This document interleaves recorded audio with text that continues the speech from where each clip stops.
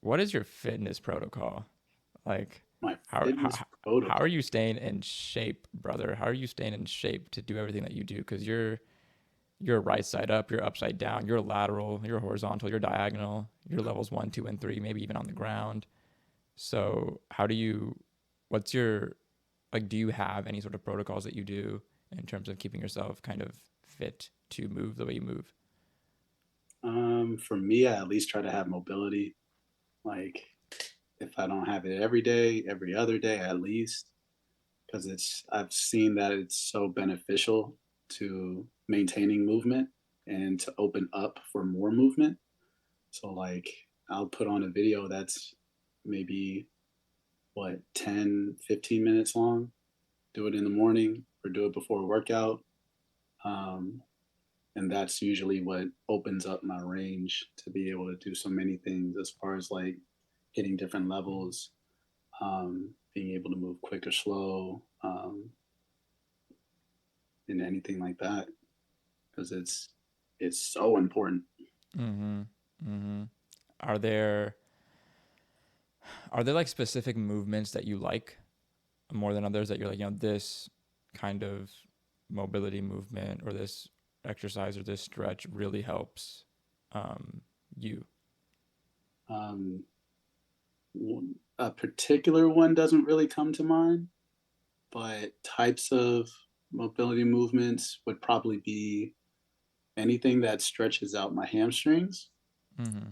anything that stretches out my hips, and warms up my knees. Pretty much anything like lower body because Mm-hmm. being like it feels so different since Mm-hmm. majority of our body makeup I feel like is or even majority of our weight is in our legs. Yeah. It lets you know how much our legs take up of our overall makeup, right?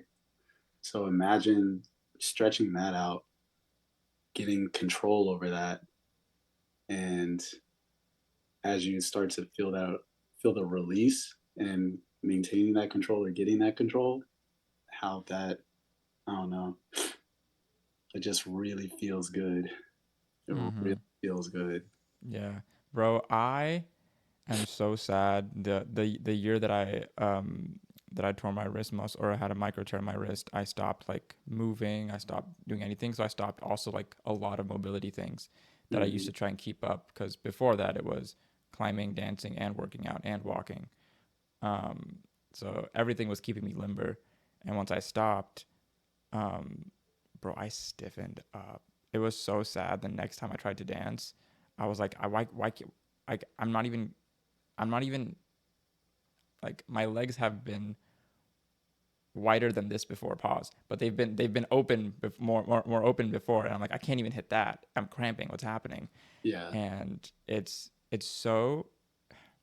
it's weird that back then it was so easy to do what you said, of like wake up in the morning and do a mobility routine, or sometime during the day, when you can get one in. Mm-hmm. Um, and it just feels like now it's so hard to even do like that 10 minutes in the morning when I know I'm just going to sit on the couch for 10 minutes. I could 100% get off this couch and just do this mobility routine right now. Mm-hmm. And it's so difficult, but when I do stretch, like it feels so good when me given that I have the desk job that I do, I'm so slouched and I can feel it. And sometimes when like when you're aware of like my spine shouldn't bend this way for a long amount of time. Yep. It really should. Yep. It really should not. We should not be staying in this same position for hours on end. It's insane. And so there was a for me there was one that Vinny told me about that I try and do a lot, which is just like even if you're sitting down, just like put your hands overhead and just like stretch up. And he was like, it'll just keep that like keep you more open. And so when I Mm-hmm. try and do that, I'm like, oh, this feels good. Oh, I'm so tight. Oh, this hurts. Ow. Oh, wait a minute.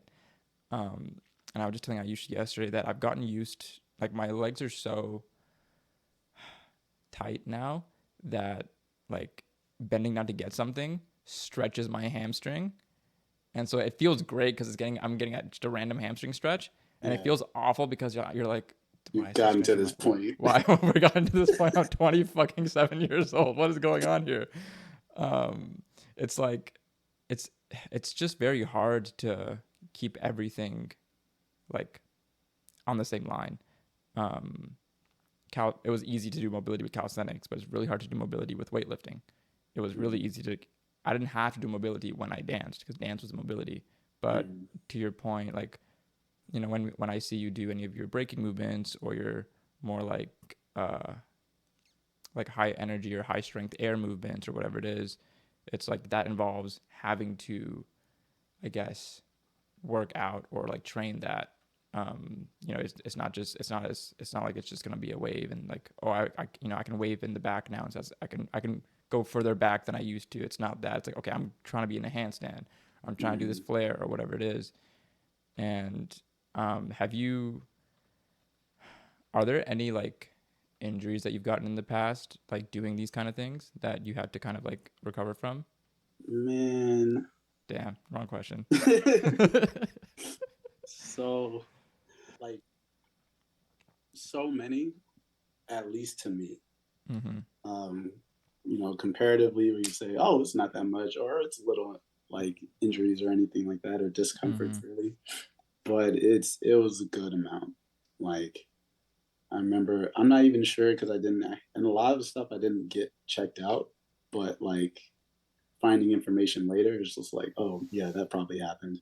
Mm-hmm. Yeah, I probably broke my toes there because it was what, both big toe like knuckles, Mm-hmm. especially the one on my right is like, um, I don't know, very calloused in a way to where it's the knuckle is just bigger. It looks bigger than it Oh, should there's be. like there's like a raised bump on it or something like that, Like the whole essentially. thing looks a little hard. Interesting. Yes, yes, I agree. It's, Yeah, I have the same thing on my ring finger here and my middle finger here, where I jammed both of them in seventh grade. mm-hmm. So like, because I jammed them, like it just looks like much more raised here, like a thicker knuckle. Yeah, But how did you how did you realize it was broken? like just seeing if something didn't heal right, Hmm. um, then it was probably broken, or at least just like injured enough Mm-hmm. to where it didn't heal right. Because Mm-hmm. like I could ice like the outside of the joint, Mm-hmm. but the inner side where it's next to the other toe or the other toe knuckle, you can't Mm-hmm. really get in there. You can't really do anything with that unless you Mm-hmm. have it like looked at and they're able to either do a procedure or find a way to be able to relieve that inflammation. But like that would happen on my right big toe, knuckle, and then a little bit on my left, and just like the insides where it's next to another toe, like the insides of that knuckle or that joint is just like calloused or inflamed. Of like, where you injure a joint, ice it as much as you can, but there's still some swelling and there's still some inflammation there. Yep. That's pretty much what that was. And then Yep. like, but yeah, both of those toes.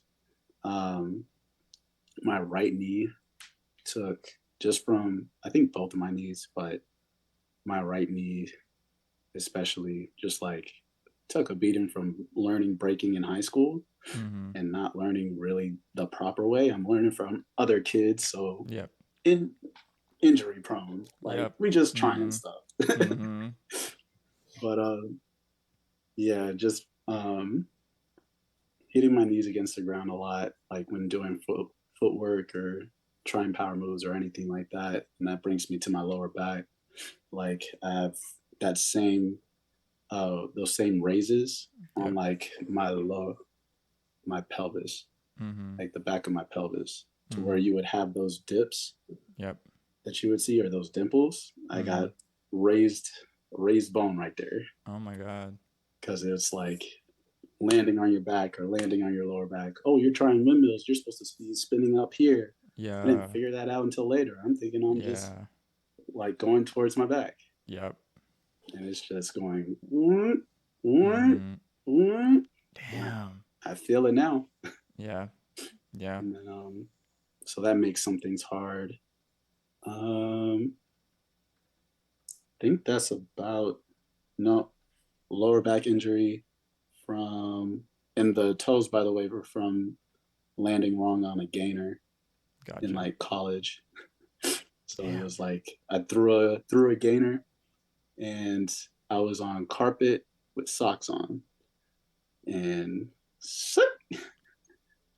yep, and got around, made it made it around, Mm-hmm. but didn't quite land it to where Mm-hmm. I didn't come all the way around back to my feet. Mm-hmm. I landed just before, and so Yep. my feet went like this, or my toes went like this. Gotcha. So that injured the joints, Yeah, I could and I then could imagine. hit my head as well. They say I blacked out for like a little bit, and I just thought I like landed, opened my Mm-hmm. eyes, and looked up, and was just like, "Dang, there's people standing around me. That's wild." Yeah. They're like, "No, you blacked out for like 20 seconds." I'm like, "You're Damn. lying." Nah. Nah, that didn't happen. I was here. That didn't Yeah. happen. I just closed my eyes and opened them back up. That didn't I'm happen. aware. I'm aware. No. But yeah, that happened with that. And then a lot of these happen with like throwing flips and just Mm-hmm. landing wrong Yeah. or landing really hard. So like Mm-hmm. even my lower back on my right side, this was like when I was in Houston, Mm-hmm. um, was throwing flips, and it was the hip hop vintage flea market, but it was when it was in a parking lot and all there was concrete. Mm-hmm. And so I'm throwing flips with no regard of like no actual cushion under my feet or no support. And then threw one flip or threw another flip and like landed straight leg. And all of that force went to, and I'm landed like this. Like this is my torso, and then this is my leg. And it shot straight up to my lower back Yeah. to where it messed it up. And I stood back up and was just like, "Ooh, okay, Mm-hmm. messed something up there, but Yep. mm, I can't do anything about it right now." Yep. Keep going. Yeah, and a lot of times I'll end up getting injured where I have a lot more to do the next day or the Mm-hmm. same week. So I'm like, well, got to suck it up and keep on going because we got what World of Dance next, or we got Yep. what some other battle or big battle or workshop or whatever. Yeah. I've seen you dance through a lot of like it feels like a lot of injuries or like or just dance through a lot of stresses. Mm, And so like how do you work like how do you work through that? How do you it, like you say, I mean, you just suck it up and you kind of got to do it. But then afterwards, do you like take the time off to try and let it heal, or is it does it always like one thing after the next, so it never really gets time to heal? it's usually one thing after the next. But I do look for periods to where I can sit down and ice it, or sit down Mm-hmm. and rest, or sit down and Mm-hmm. stretch. Mm-hmm. Um, and I've definitely gotten better about that in like recent years. But Mm-hmm. other times it'll be, yeah, just on to the next thing. Um, yeah, because it's just like, okay, well, I still made this commitment, or I Yep. still really want to go to this event, or I Mm-hmm. still have to do this certain thing or whatever. Mm-hmm. So it's just like, okay, can I still perform these tasks or Mm-hmm. perform these basic functions, or there's usually just a lot going on.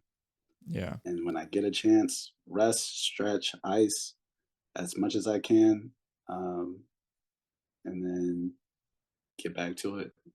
Mm-hmm. So then there's something you said earlier that I wanted to touch on in terms of like, you know, stretching your legs, mobilizing your legs. Your legs are um, more of the weight on your body than your upper body is, and they're kind of your center of gravity a lot of times. Um, being a very tall person, how have you like what's the secret to dancing as a tall person? Oof,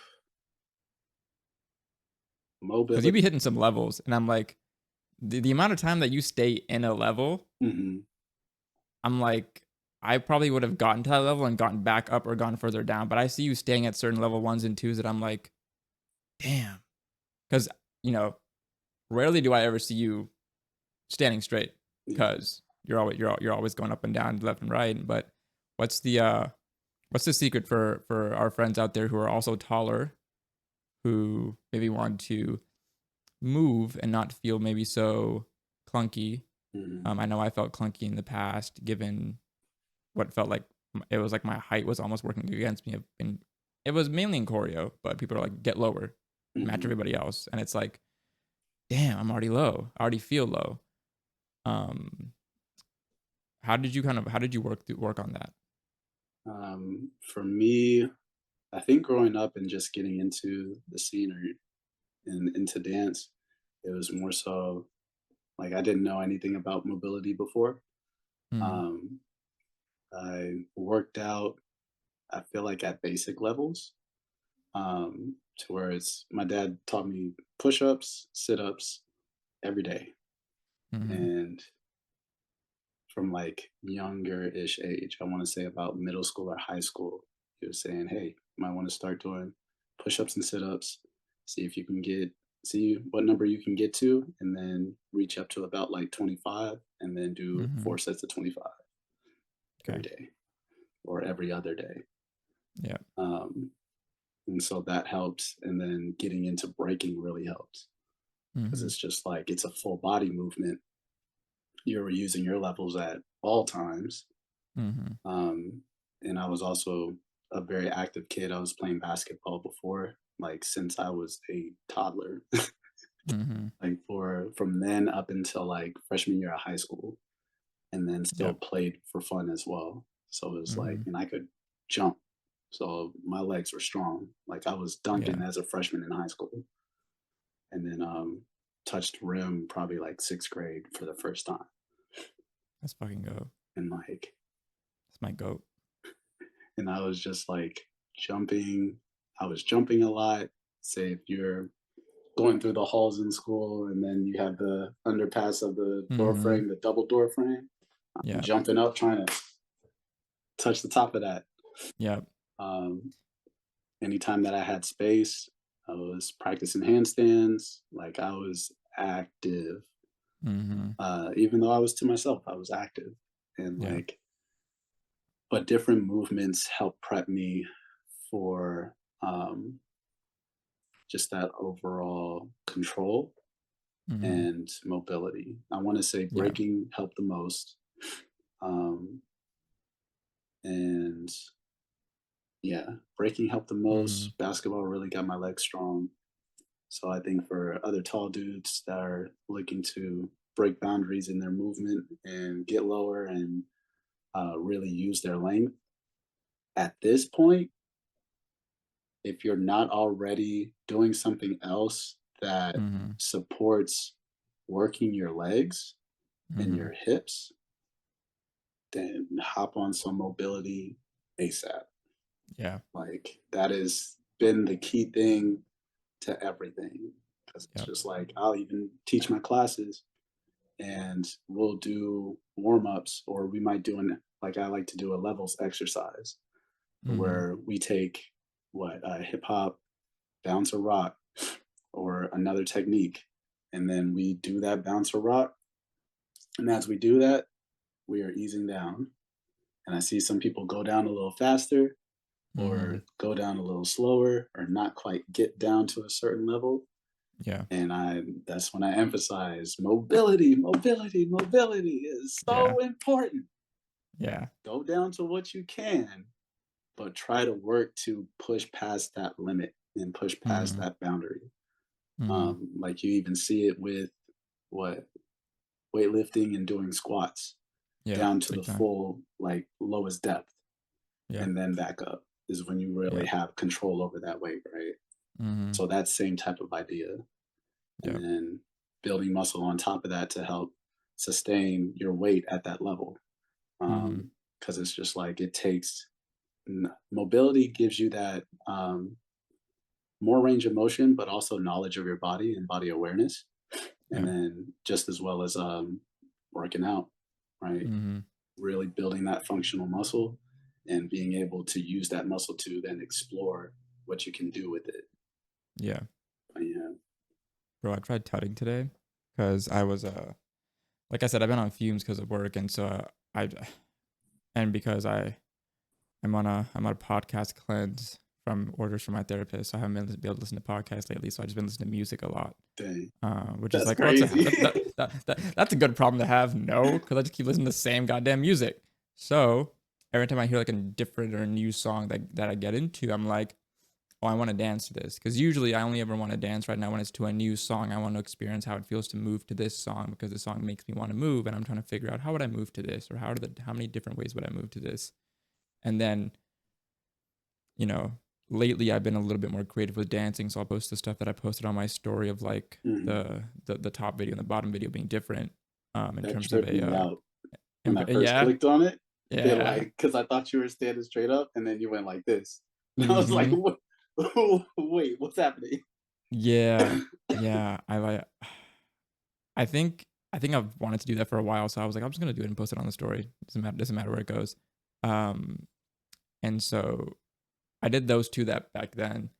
And then there's been a couple of songs in my mind that I want to dance to, and there's been a couple of like video concepts that um I want to try out.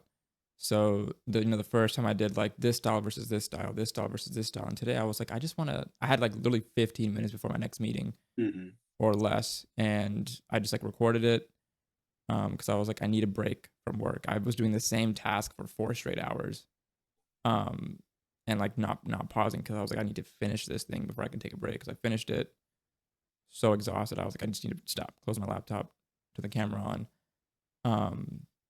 And so I was trying to, the way the song goes when the woman's part comes on in the middle, which doesn't really show in the video that I posted on the story because like it doesn't go that far. Mhm. She sings like a very long train, like a very long verse, like no pauses, just keeps going. And in my head, I was like, I can imagine Zenith, Major, somebody tutting to this, just like a continuous tut chain. Yeah. And I was like, I want to try that. It took 2 videos of me try to tut TSoup. Dang. That shit was ass. It was so bad. It was so bad. And after that, I was like, okay, fuck it, we're not doing, because I wanted to do a tutting top section, Mhm. and the bottom was gonna be the footwork, and so it's gonna be two completely like not related concepts because usually when you're tutting, it's mostly your upper bodies. People not many people use their lower bodies, and the ones that do are the ones that we, you know, who are more experienced. And so I thought it would make a cool concept to be like break up the body like upper and lower. And then when I recorded that, I was like, this just sucks. And I messaged Camus. I was like, I got a lab tutting at some point. In my head, I was like, I gotta hit up Zenith for like a class or something. Like I gotta get on this now. I feel bad. And then I did the lower body section, and I was like, fuck, my feet hurt. Like what is going on here? And at the same time, it was like I'm so used to doing the same movements that I have to get through those movements to then like think outside the box and create something different and new. And so it was fun to do, but it d- doing that more frequently has made me realize like the limitations of what I can do Mhm. versus what I think I can do in my brain. Like in my brain, I know this exact pathway and how to make it work and how to time it with the beat. And then my body does not cooperate. My body doesn't even know what I'm trying to do at this point. Yeah. Um, and so that happened today, but it was no, but it was still great because it was a dance break. It was definitely a break that I needed. Yeah. Which I've been taking. It's weird that I've been doing this more, and that any of these dance breaks happen because of the podcast cleanse. Um, and then the next session that I told my therapist, I was like, I wasn't gonna tell you this, but I think it's helping with my creativity. But I don't want you to think it's working because I need my podcast back. I want to learn something. I want to sink my teeth into some sort of new and novel concept. But I was doing all that, and because like working so late and stuff, I've started to do like full body workouts every time I go to the gym because I go so sparsely in a week. Mhm. Um, that I realized it's not worth splitting up body parts or splitting up whatever it is. Just go full body. You only go 3 times a week. Just go full body. Like Mm. you're fine. You're chilling. That's kind of Where what do I started to think about. mm-hmm. It I like it because I like it because it allows you to get everything you need to get done in less time. You just have to, you know, do the big movements. You don't really get to do the isolated tricep, bicep, shoulder stuff every time. Like you hit the compounds, you hit the presses, you hit the big squats, you hit the um maybe like the uh curls and things like that. But you don't sit there for like 10 minutes just doing like a forearm curl to really isolate that, like, you know, that kind of stuff, which I also kind of like because the other stuff gets boring regardless. um yeah, I just noticed my limitations with my movement because of how much I've been out of practice. And something that we talked about last time we were sessioning together, speaking of practice, was meal prepping. And why don't you put people on game and let them know what's the ideal meal prep? And I say ideal, I don't mean ideal, but like what's your go-to right now? My go-to right now for meal prep has been chicken breast or chicken thigh, and then season that. I've been kind of experimenting with seasonings. Uh, As one should. right. So I'm trying to like learn my way around still. Cooking Mm-hmm. is still very like new to me. Yeah. So it's a journey. And then have my mom help me out every now and then. Or she'll help me out Mm-hmm. whenever she wants to. Yep. She'll be like, don't do that. Oh no, fix that Mm-hmm. over there. That's too much rice. Oh, that's too much water. Mm-hmm. Like, chill, I got this. She's like, all Let me right, do it. I'm gonna let you mess up. I was like, Yep. all right, then don't do nothing to it. Don't fix it or nothing. I'm gonna show you. Then she goes Mm-hmm. over and messes with it. And then I'm like, well, see, you just ruined the whole thing. But It's ruined. Now it tastes better than it should have. Damn it. but what it'll be chicken thigh or chicken breast, rice and broccoli. Real simple. Mm-hmm. Um, Mm-hmm. just because I'm not one to where I'm like, I need to eat something different every single time, right? For me, food is fuel Mm-hmm. to get back to what I need to do and Mm-hmm. keep me alive. Mm-hmm. I enjoy good food, um, but it's not a big thing for me. Yeah. It's just not. Yeah. I like, Find me a man who doesn't think like that. There are some out there, I'm sure, but I feel like the general population of men are just like food is fuel. You know, I pretty will much. season my chicken. I will wash my rice if you're cultured. I will wash and salt my rice, Mhm, maybe. That broccoli, steamed. I like mhm, to bake mine because I don't like it being too crunchy, and that's it. If that chicken unfortunately turns out rubbery or overcooked or anything like that, fuck it. I still got to eat this shit. It's fuel. mhm. Scarf that shit down. Get to work. And we will eat that every single day.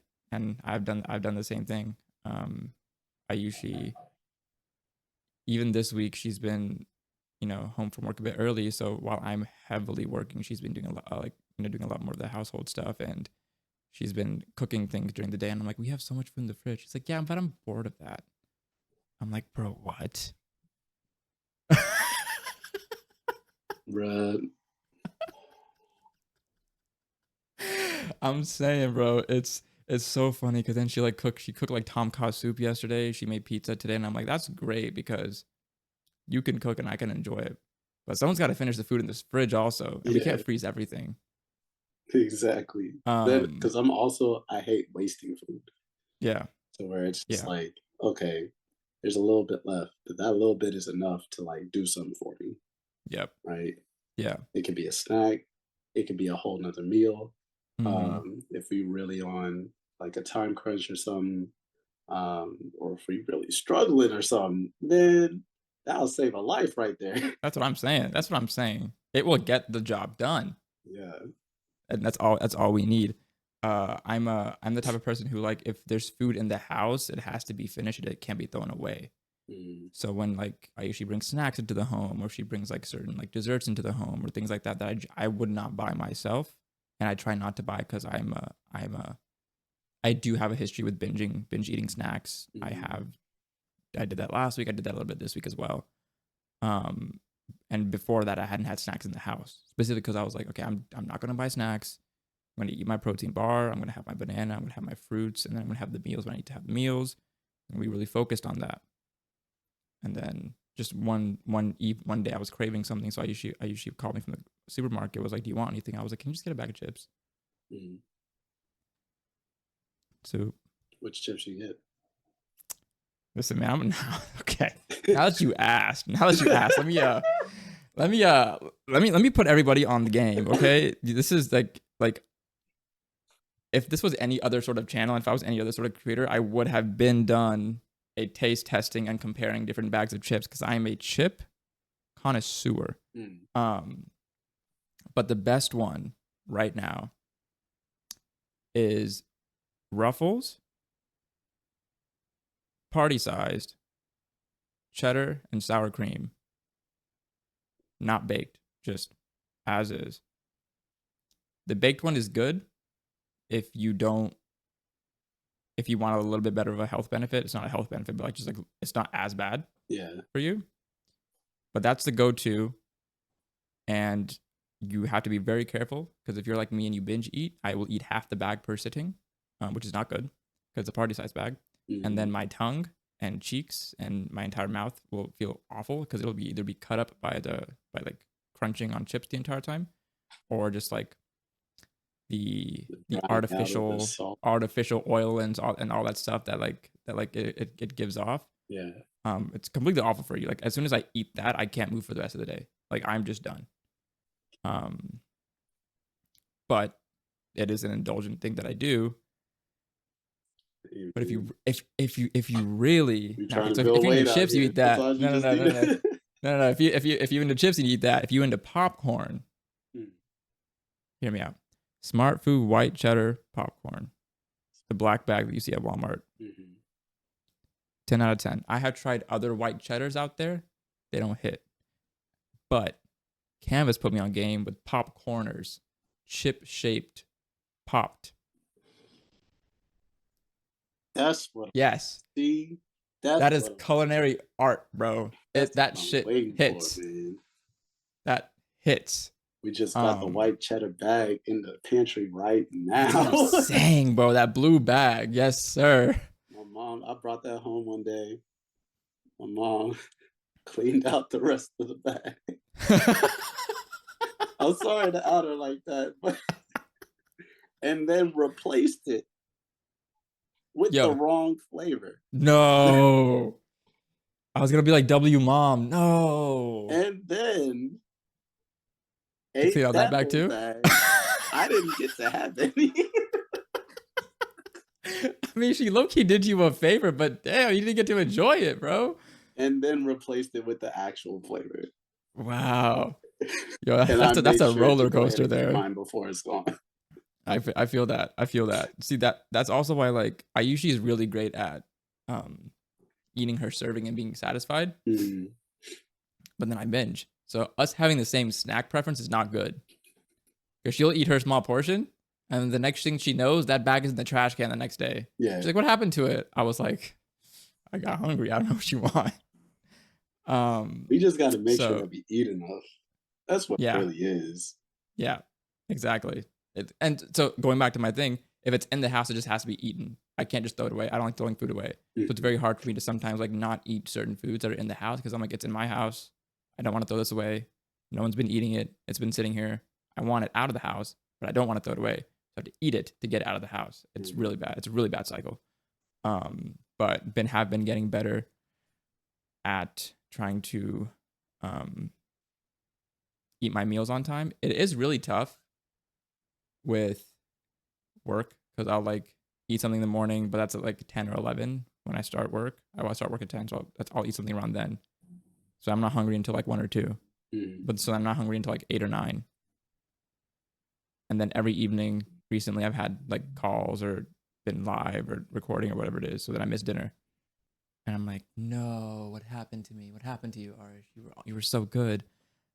Um, by the way, this entire section that we talked about is not in any way condoning snack foods. It would be better if you never touch them in your life.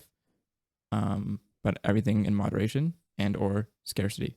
Everything in moderation and or scarcity. Yes, So sir. Yes, important. sir. I'm putting that on a shirt. Get your meal plans Um, down, get or at least a mm-hmm, gist mm-hmm, to mm-hmm. even roughly follow.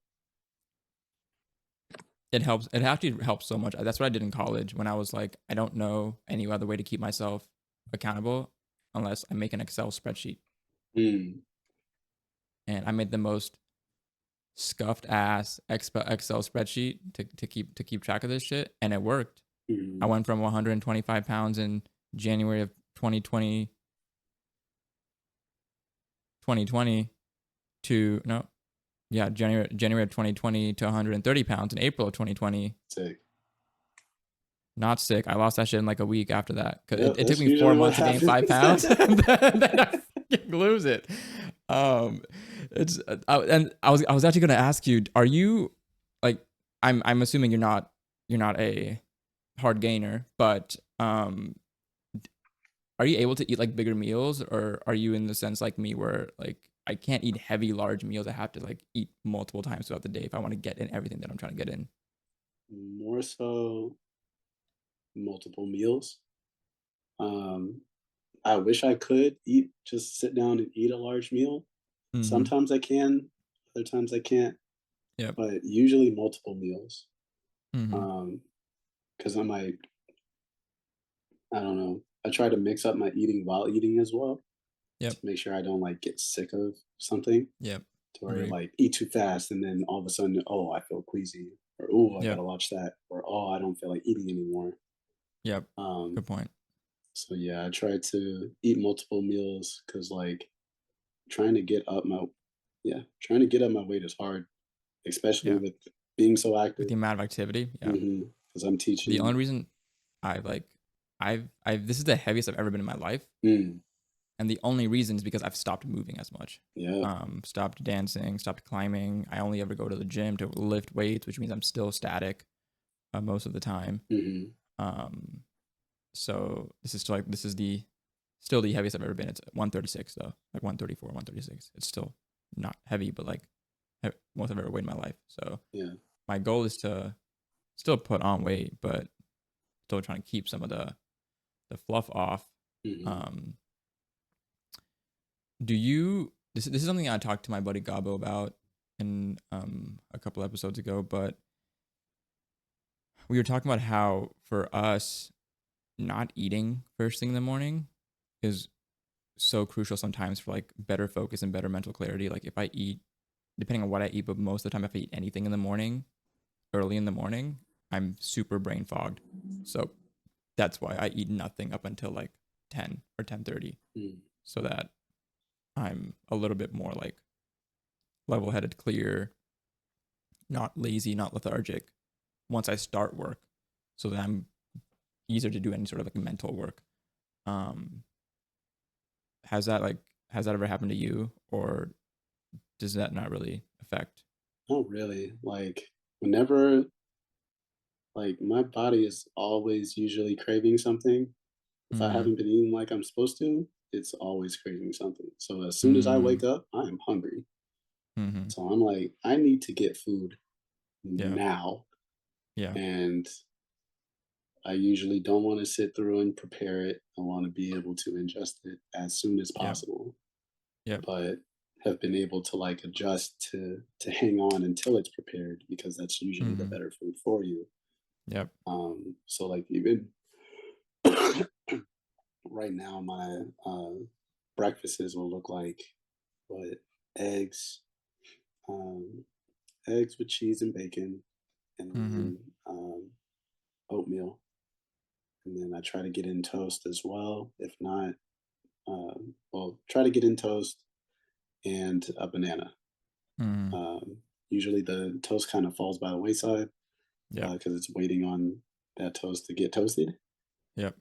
So it ends up just being that with the banana, oatmeal, and eggs, and then Mhm. yogurt as well, like a high protein yogurt.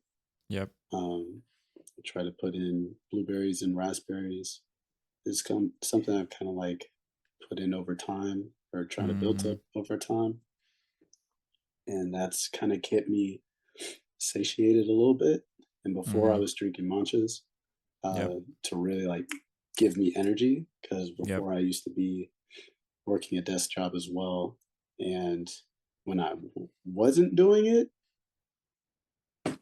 oh my God, Bro, head feels heavy. head feels heavy. I can't focus. And it was the type of work to where I need to get details right Mhm. Mhm. every single time. And Mhm. like, if I didn't get that, then I get flack from my superiors or flack from other employees.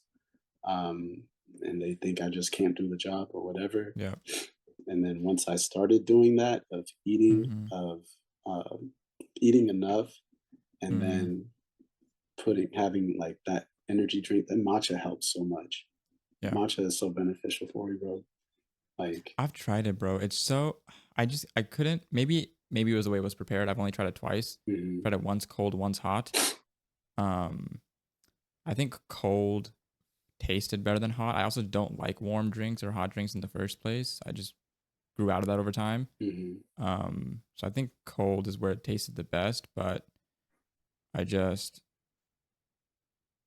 for me it was like I know matcha's a better natural I've heard it's a better natural source of caffeine than like coffee. mhm, Um I just never got into it. I've tried. mhm, Even now like a couple of things you've said this call so far has been like doing it every day or every other day. And so my issue recently in the past half a decade has been doing mhm, things consistently. Um like I'll be good for like the first month and I think I've gotten this habit down. No. Sometimes it takes more. You know, people usually say it just takes a month to do something daily for a month and you can build up the habit. It's like no, it takes more than a month yeah, to build up the habit. And so recently, my habit used to be wake up in the morning, not have anything, but at 9 o'clock when my alarm goes on that says take your fucking pills, you goddamn bitch, I take my fucking pills. And they're just like supplements for my like daily health and stuff, along with an electrolyte water. And I was really good on that for like a good couple of months. And for the past month and a half almost, I've been like super inconsistent with it. Like mhm, I'm like, you're sitting on the couch. Just go. Sprinkle that shit in, stir that shit up, throw it back. Like that's all you have to do. Pause. But it's all you have to do. And I don't know. It's just interesting, like how it used to be so easy, and then it's like, okay, well, why do I not want to do this every day? What is going on here? There's other things I can do every day that I do every day. mhm. Why can't I do this every day? Why is it so This is like a chore. It's it a feels? chore. I think that's what it is. Right? Initially, it feels novel, Mhm, so it's like, oh, let's see, now I want to do this, and then when you wake up and you're like, damn, I gotta do this again. I gotta do mhm. this again. I gotta do this again.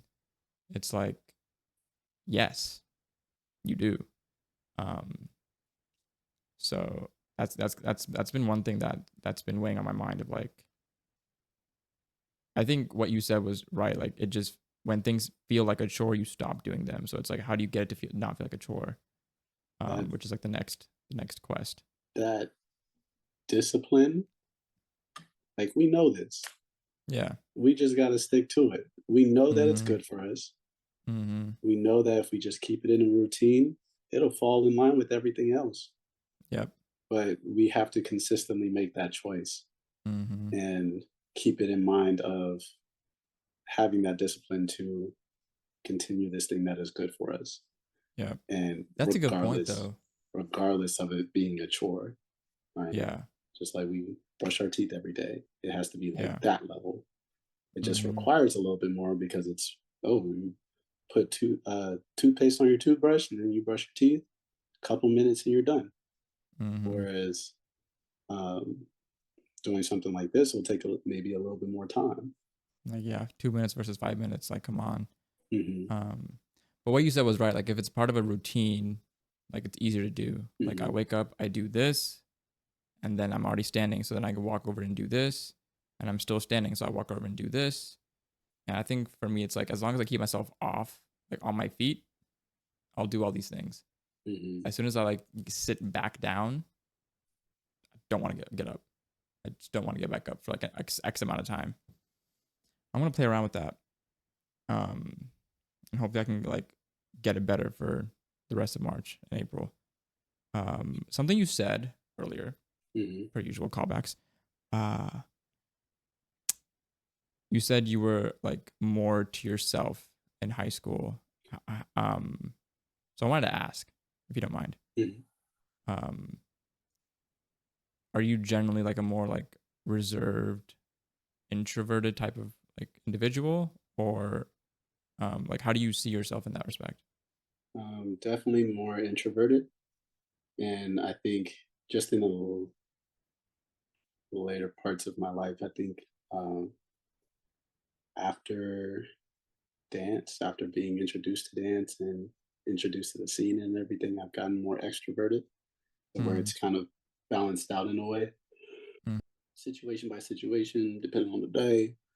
Because one day you might catch me and I'm talking to everybody. One day you might catch me and I'm just like, mm-hmm. I'm focused on this one thing. Yeah. But that really started in like, started early on, because my parents will even tell you, like, yeah, Taj, he's always just kind of stay to himself. Mm-hmm. If he's playing a game, he's playing a game and he's just there and he's Yep. all right being there. If he's drawing a picture, he's doing that. If he's listening to music, he's just in his room. To where sometimes when I was younger, my mom and my brother, they would peek in and be like, because my brother asked, "What is Taj doing in his room all the time?" I'm just like, I'm just in living my life, bro. I'm just chilling here, I'm just man. chilling. I'm just doing what I like to do. Yeah. And then and it's just real simple for me. Like I Mm-hmm. don't need much, right? And whenever like it did make me feel a little left out once I got more into school and more into kind of knowing people and having friends in school. Mm-hmm. Um, only like a few friends and everybody else, it was just like, oh, hey, I know them Mm-hmm. versus actually knowing them and hanging out with them, right? Yeah. It was just like, oh, hey, so and so, hey, such and such. Oh, yeah, that's Todd. Da, da, da, da. But we didn't really talk like that, hang out like that. We just happened to have a class together or something. And then, but yeah, I was reading manga, I was watching anime, I was enjoying my time as a kid, just more so by myself. Um, Mm-hmm. I didn't go to a lot of birthday parties, like friends' birthday parties or anything. I didn't go to a Yeah. lot of other people's houses. But at the same time, I like had friends that were around the neighborhood to Mm-hmm. where we played basketball, we played video games, such and such. So I still like looking back at it, I still had that balance. Yeah. Um, but I was all right being by myself. Mm-hmm. So whenever what I get further along and I'm like learning people, I've seen a lot. It's really tied to new experiences because we're if we're going into the unknown, we're a little fearful, Mm-hmm. or we might be a little hesitant. I think for me, that would be my where I'm like the most quiet. If I'm not used to a space, not used to being around certain people or groups of people or anything like that, depending on what it is. Mm-hmm. Because there could be sometimes that I'm super excited about it. And I'm like, oh snap, I want to figure out this new environment. I want to go to this new place, see what this is like. More so of a kid that was like to myself, but at the same time still wanted to be like around people or Mm-hmm. see what everybody was doing. Mm-hmm. So I had that fear of missing out. I wasn't. I was. I was trying to take us there. Yeah, And once you said, once you got into it, I was just like, oh, here we go. There we go. He But knows. He knows the game. yeah. He knows the cards. But before we get there, Mm, um, did you? Oh, because I want to stay on that point real quick when you talked about like, you know, you wanted to be around people, but you also didn't mind being alone. But you're like, I would still love like to be around people, even if you weren't talking or weren't like necessarily interacting. Do you like people watching? I'm not one to people watch like that. Okay. I'm not one to people watch like that. Okay. I'm in the moment, Gotcha. right? I rather, if I'm people watching, then I'm seeing if it's something that I can get into, Okay. to where, or if if we're feeding off like energy, Mhm. Mhm. um, between each other in the environment. Mhm. Um, because if I'm end up being by myself and I got some time on me, I'm either on my phone.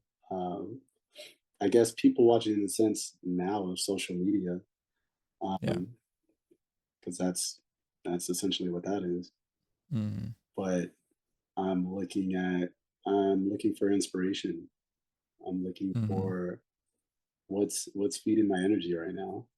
Um, and that could be in, if I'm on social media, I'm looking at art, looking Yep. at other people's like dance videos. What are they creating? Mhm. Or it might be just something funny, Yep. or catching up on whatever news that happens to pop up. Um, but or if I'm looking out and looking up and being present, I'm seeing like, all right, depending on where I'm at, because I also I don't put myself in a lot of spaces to where I can just sit and people watch, Mhm. if that makes sense. Fair. So like I'm not going to a park. I'm not Yeah. like, if I'm at an airport, I'm not sitting there just looking around. I'm usually on my phone checking or doing something. TSoup hates parks. You heard it here first. TSoup hates parks. It's what? Breaking news. He hates parks. That's breaking news. No. I'm I kidding. I'm like kidding. I'm kidding. parks. Don't, Redacted. hey, Redacted. people don't listen to him. He's spreading misinformation. Misinformation. Using his platform for wrong. Um, no, that's fair. That's fair. I just asked because I enjoy to an extent, like, back in college when you'd go to the founders and you go to the plinth, you just like sit up there and kind of like see people walking around or whatever it is. I kind of enjoyed that. Just like not spying or stalking, but just like gazing idly. Um, but because I do the opposite, I don't like being on my phone Mm, um, when I'm in public because I feel like that's like the thing that you do. Therefore, I don't want to do it. mhm, I'm like, I know I can fight my phone. I mhm, can fight the pull of my phone right now. I can just look up and like, you know, see people mhm. that are in front of me as opposed to people on my phone because the people in front of me are more raw than the people on my phone, maybe. Um, I've been trying to do that more, but One thing that I think supports, I think why because I just thought about it. I was like, I'm usually a very in present, like, or present person, mm, but at the same time, if I'm on my phone, it's not really in the present, right? yep, If I'm doing something else, then I'm not engaging with what's in front of me and what's around right, me. But like, I think about it because I also think about like growing up. Um, Me and my brother, because I have a brother, and both my parents, both of them mm, were working, mm, when we were younger. So we were like, our even as kids, we were very like prepped for the next thing. yeah, If we were on a time schedule of like when it's time to wake up for school, um, or wake up in order to get breakfast real quick, and then my parents take us to school, or mm, get us ready to get ready for the bus, and mm, then to the bus to school, do your work. Oh, got to catch the bus back home, or go to the mm, daycare, or we always usually had something to do. Yeah. until I could get to those spaces to where I can just be, right? Okay. So that I feel like that stems from that. Mm-hmm. Because even in spaces like what I'll be going to the grocery store or something, and Mm-hmm. I'm going there to get my stuff and get out. Yep. Uh, Bro, you know what I'm gonna say. You know what I'm gonna say. And I cannot stand people who just want to go to a store and just look idly. And mhm, go to like a grocery store and look idly. I get if you want to go to a Ross or a Marshall's.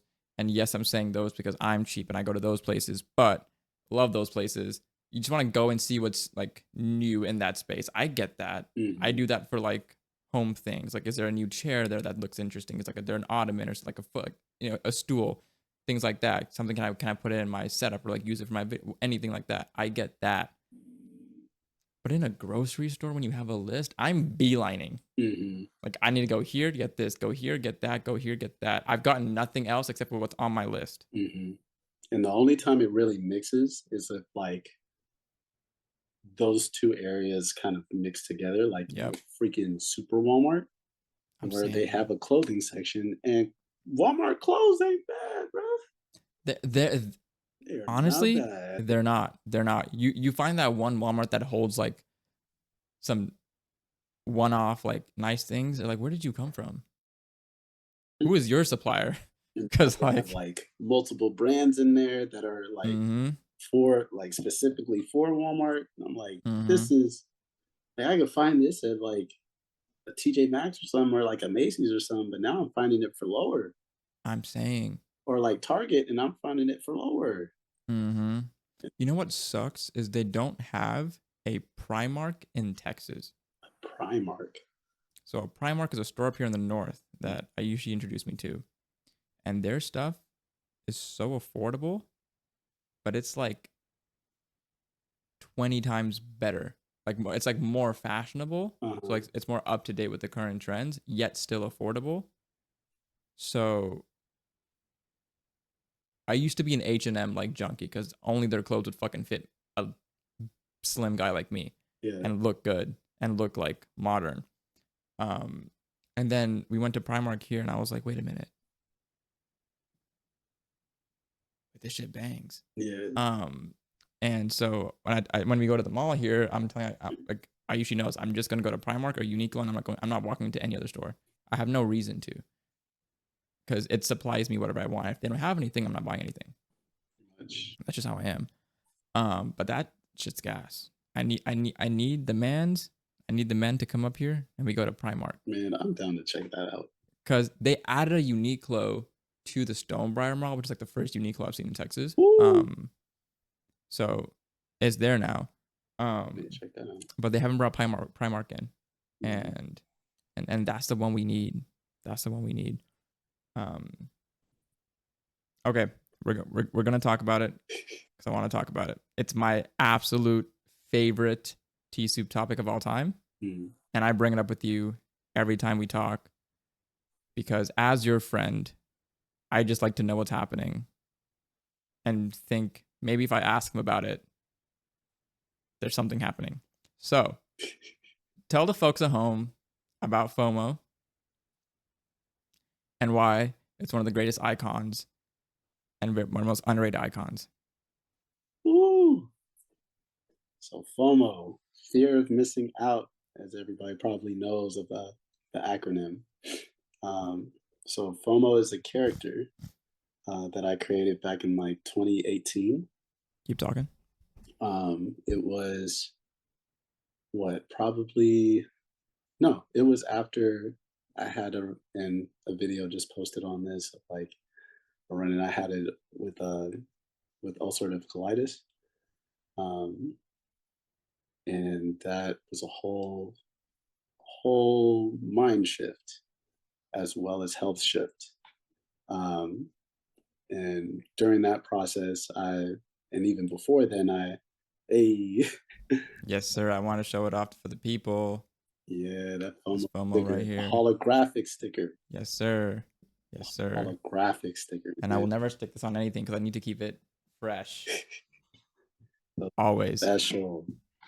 But yeah, like 2017, ulcerative colitis hit. It's inflammatory bowel disease, an issue that I technically still have, but it's right now in remission. I'm looking Congratulations. to, thank you, have a mild case of it because I've had like a few friends that actually ended up having it, and theirs was a lot worse. Mm-hmm. Um, Yeah. but during that experience, I was still doing a challenge during October that's called Inktober. Mm-hmm. And during the one in 2017, I was trying to use, they have prompts that they give you for every day. And you uh, draw a drawing for that prompt, related to that prompt. And I try to put my extra twist on it of like doing a character for that prompt every day and then trying to implement streetwear in some way just Mm-hmm. to like really get down, because I was really trying to create a character for myself and thought that would Mm-hmm. help me like exercise that. Mm-hmm. Um, and it did in a lot of ways. Regarding, because I was also just trying to find my style in general for artwork and for drawing. Mm-hmm. Um, and like it put me in a place to think more broadly, since it was pretty much like an exercise for my brain creatively, and in the manner of creating characters. And like I started to kind of nail down on a caricature for myself, but still felt like it wasn't quite right. And FOMO kind of came out of that aesthetically in a way, because I was like, okay, if I'm not able to create something that looks like me, I'm gonna go way left and Mm-hmm. create something that looks nothing like me, Mm-hmm. sort of, because Yeah. it still takes elements from me, right? Right. Um, because even when and it was crazy when the idea for FOMO first hit, because it was like not just an epiphany. Bro, I bet you thought you were the fucking you were Dog, like you were the fucking dude. Like dog. I like the because that's how I felt when people were happening. I can just imagine you were like you were it's like that video of that guy riding with like fire behind him. That's what that is right there. Yeah, Right there. I thought I was fucking cooking, and still am, because I'm just like, this is still has the Mm-hmm. potential to be so great and so Yep. impactful, to the world. I Mm-hmm. still believe that. And so like I try to keep that close, that hope and that idea close to me, to Mm-hmm. as motivation to keep FOMO going, Yeah. right? But yeah, when I thought of the idea, it was pretty much like, that's so Raven, right? Look into the future and have that look. Yeah. It's like, The huh. fucking throwback. It gets the Oh, that's face and so funny. everything. Mm-hmm. But like, if anyone's familiar with the artist Cause, and his companion figure and all of his other figures, and how broadly he's taken this one idea in his style of Mm-hmm. art to the entire world, to multiple areas of art. And he started out as a graffiti writer and then blew up into different disciplines of fine art, contemporary art, pop art, whatever you want to name it.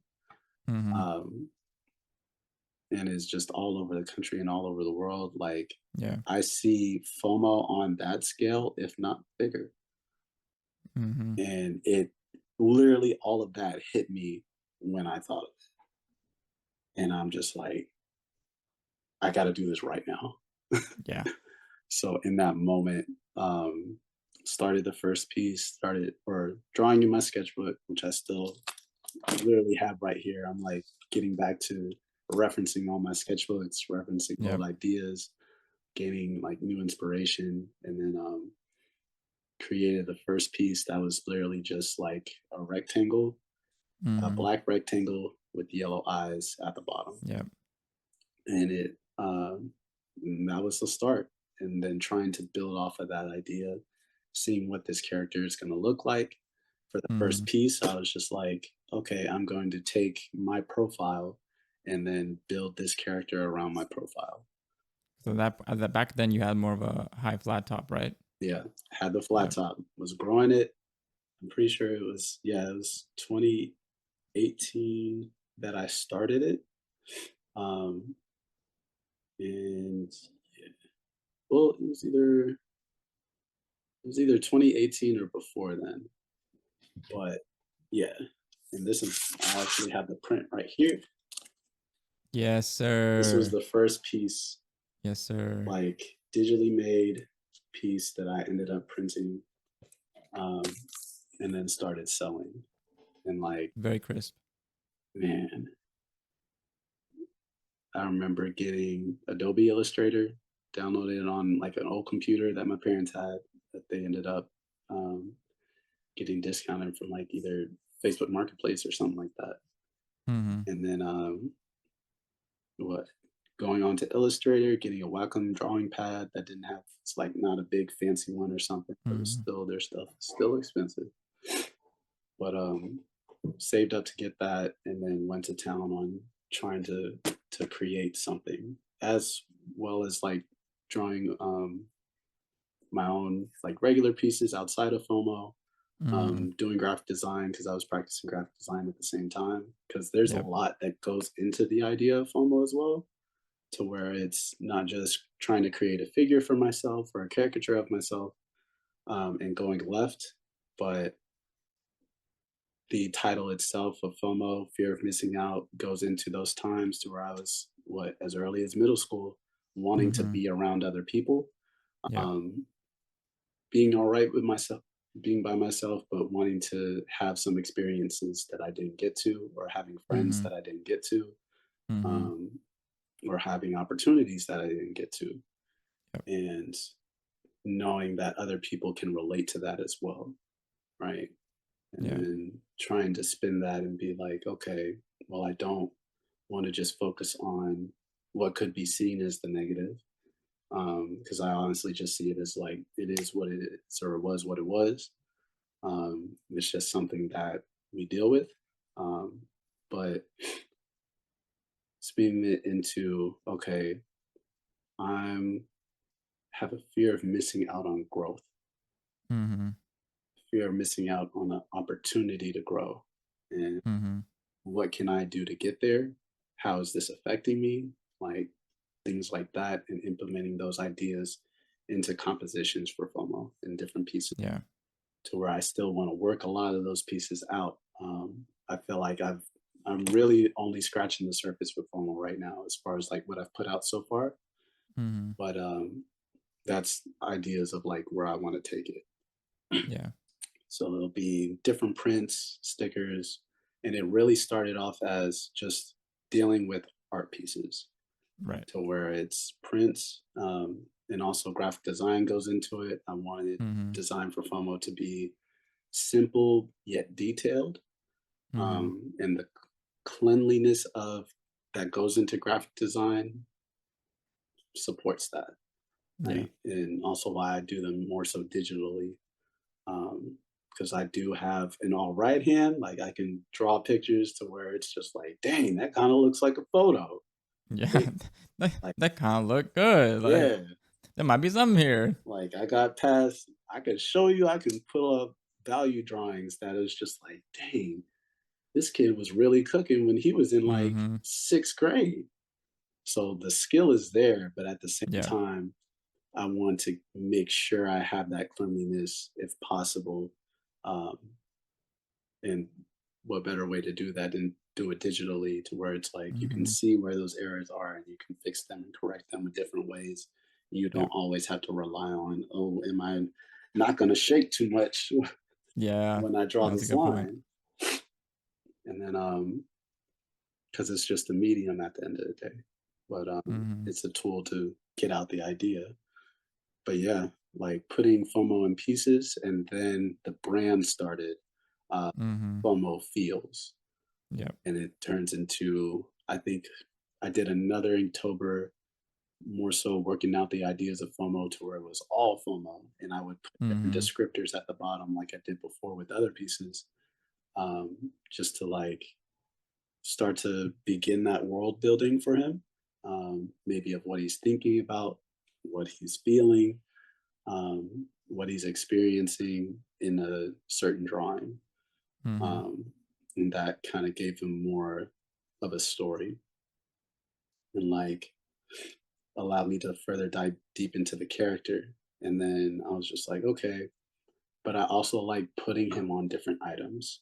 I like Yeah. streetwear. I like um, the idea of graffiti, right? Mm-hmm. Just tagging, throwing up something somewhere so somebody can see it, and you can literally put it anywhere. You Yeah. can throw up a sign to where you do it on like a I don't know this lamp here or a printer or Mm-hmm. something, and somebody finds it, and it's just like, oh, why would somebody draw on my whatever? And then, but just that guerrilla type of art. So I was also painting on the back of like I started painting on the back of like all my jackets. I think I remember that. Remember you came up with, I think it was a denim one. Hmm. It was like with like the green on the, no, it wasn't. Was it the green on the back? It was both. It was both. With both, yes. So I had first I was in since my last name is Campbell, like the Campbell soup.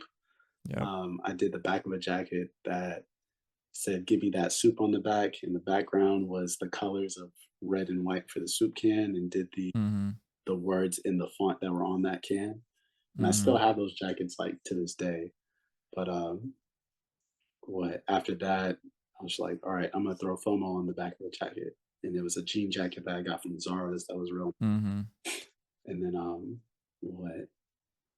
Then I also had that long green jacket, kind of like a lighter trench, not really trench, just like a lighter jacket with a hood.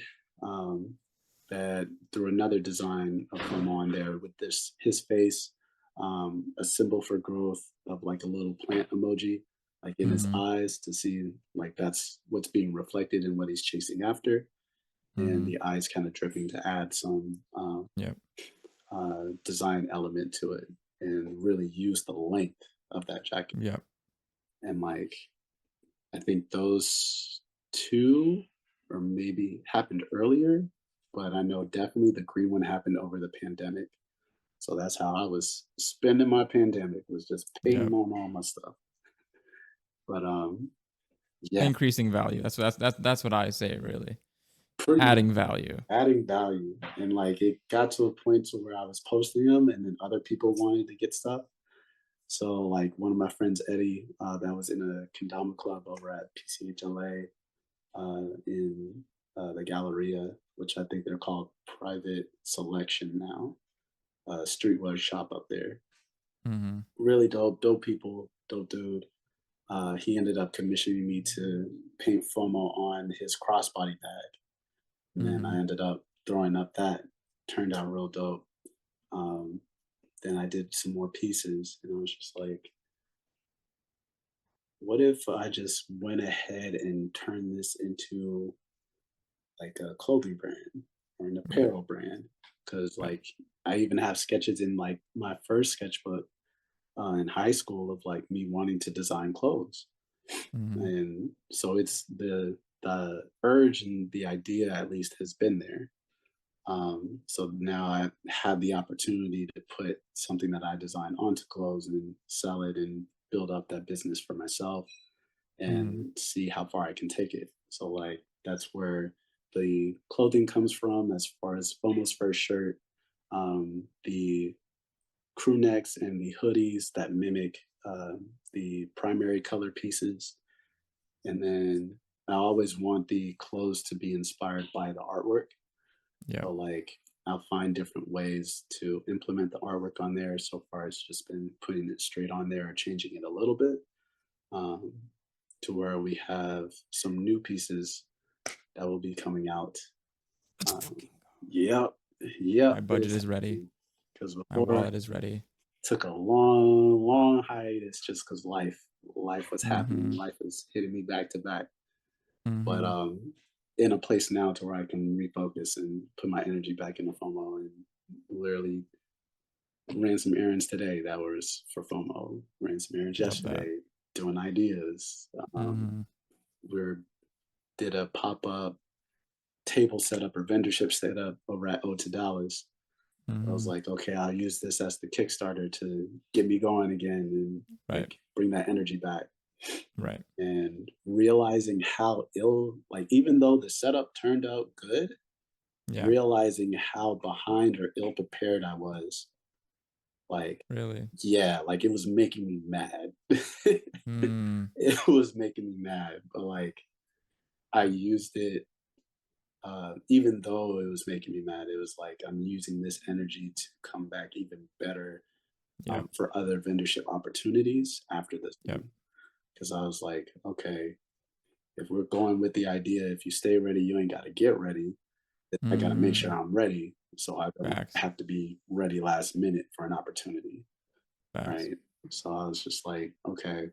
So I have a running list of different supplies I would need for a vendorship. Mm-hmm. I've just made some orders for more stickers to come in, make sure I'm stocked on like certain things that I want to have for a table or Mm-hmm. have if somebody comes up and asks me.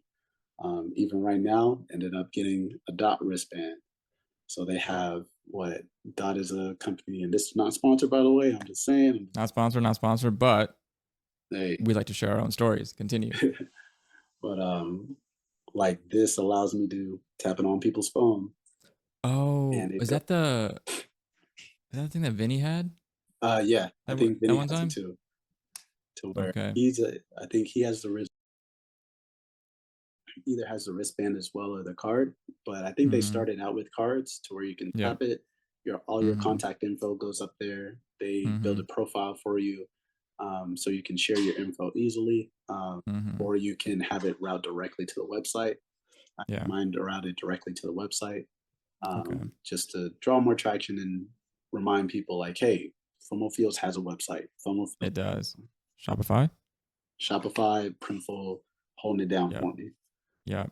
But yeah, really, really focusing in on, or going back to focusing in on, building the brand for FOMO, and then Mm-hmm.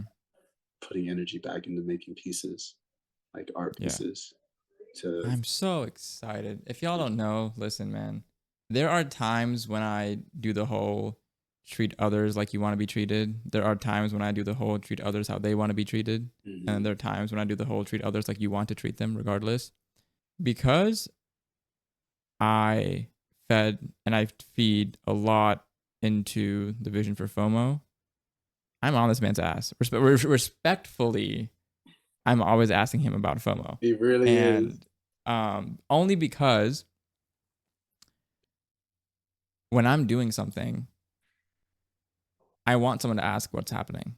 I want someone to ask, like, um, where's this? When's that? When's the next one? Right? Mhm, Because that conveys interest, and that also conveys, I feel like, a little bit of care. Like, I care about this thing that you're doing, and I'm interested in it. That's why I'm asking you about it. mhm, Even if there is no updated information, I still care to ask, and that's just kind of how I treat FOMO, just because I'm just very excited for it. I always have been from the first time I saw it. Because when I saw it, I was like, this is like an icon, right? It's not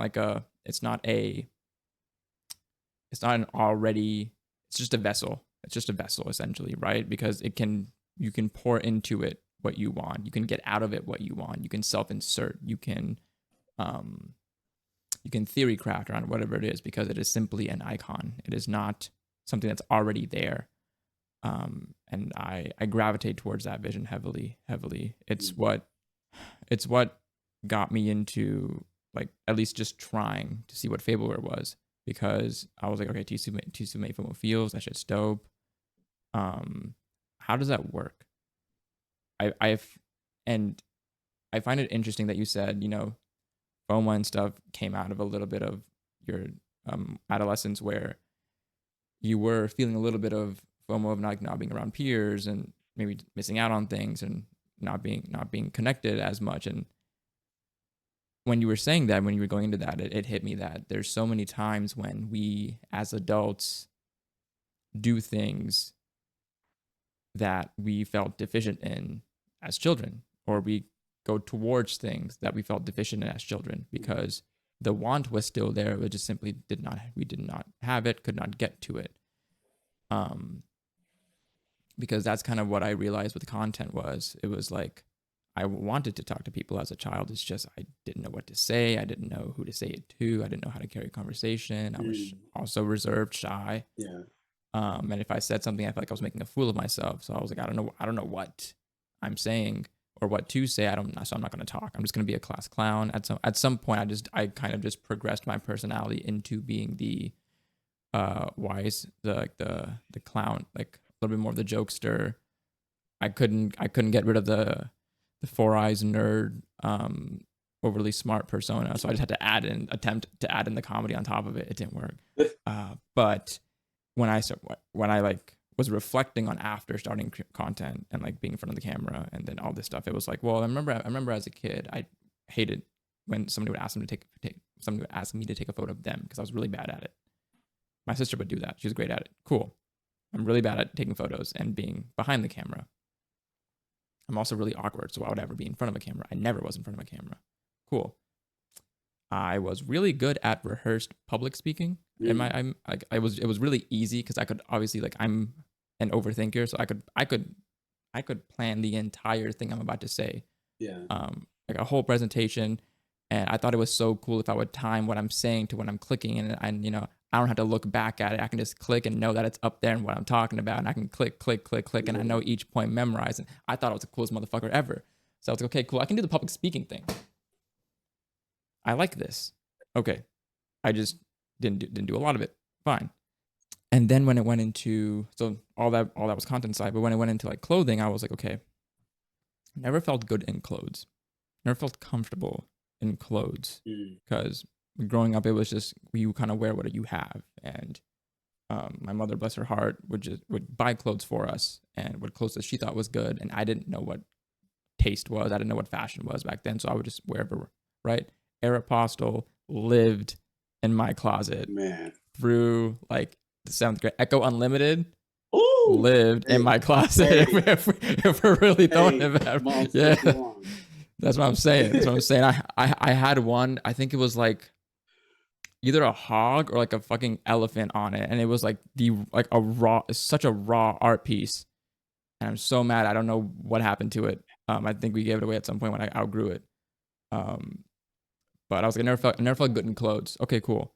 So even to this day, or now, I'm feeling better in clothing and feeling like I understand clothing, how to use it to drape, like how using clothing to fit your body and like kind of style your body, versus just putting something on, like, oversized clothing versus fitted clothing, and like all those like little things. So, but at some point I was like, I want to wear clothes that I like to wear. I don't know what I like to wear, and I think that's how Vapor started. But in my head, it was like, it's interesting that I've done all these things that my friends had already started doing. Like I had friends who were already creating content and making videos, and said, not creating content, but like making videos. Zach or any of us who would like put dance videos online. That was the first thing, and then it turned into everybody branching off into their non-dance hobbies.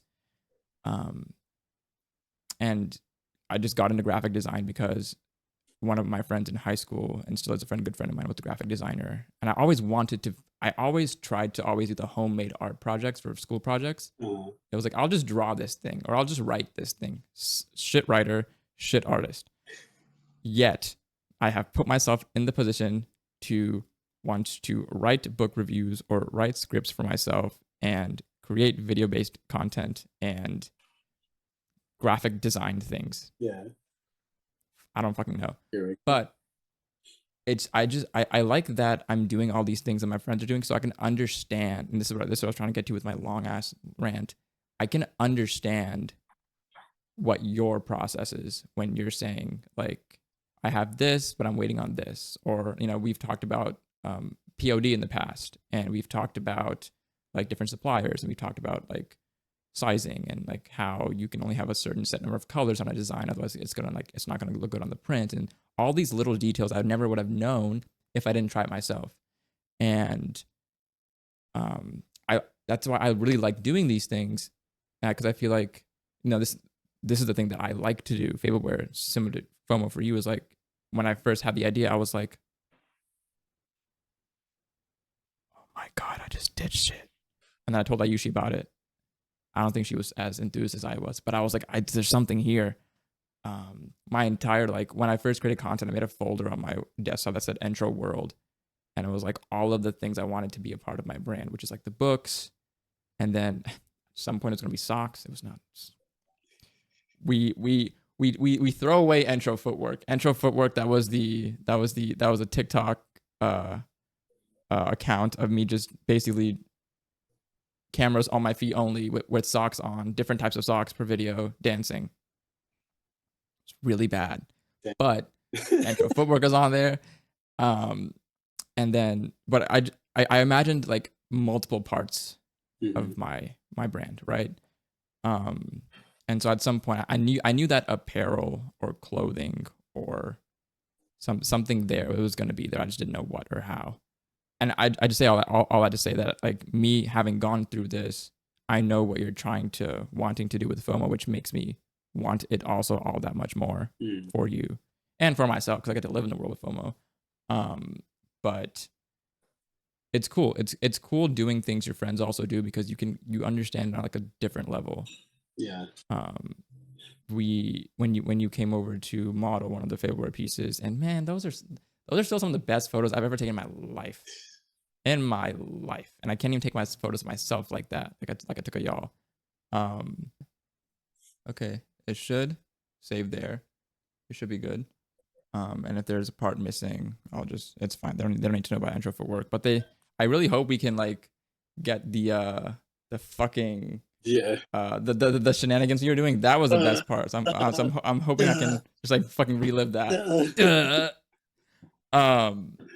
But anyways, what was I even talking about at that point? We were talking about the books. We were talking about books, yes. not applying them.